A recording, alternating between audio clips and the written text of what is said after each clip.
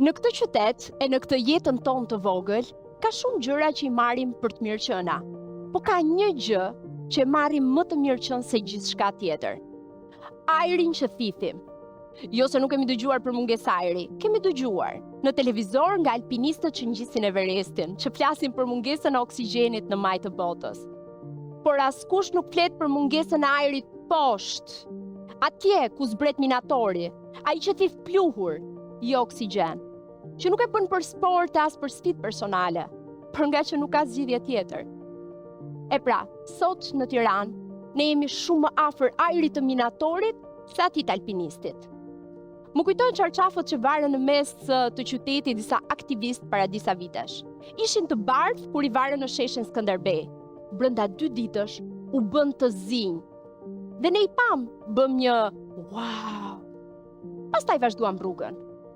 Po mu shkritona, i keni parë si janë? Ato nuk i vendosim dot në bulevard, nuk i ekspozojmë dot si dëshmi. Dhe ndërkohë vazhdojmë të thithim ajrin që vret. Ky ajër nuk bën dallim, e thith unë, e thith ti, e thith edhe ai fëmia i pafajshëm që luan në obor, edhe ai prindi që voton me kompromis për përfitimin e vogël. Në dëm të qytetit, në dëm të vetes, në dëm të fëmijëve të vet.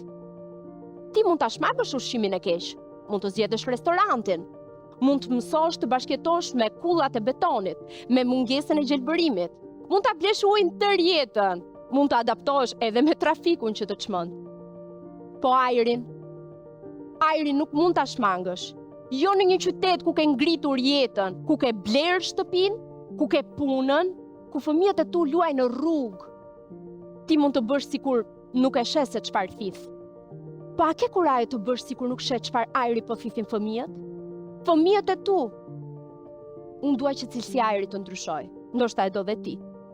Por për të ndodhur kjo, duhet të ndryshojë mënyra si ky qytet keq trajtohet e keq menaxhohet, bashkë me ajrin e tij.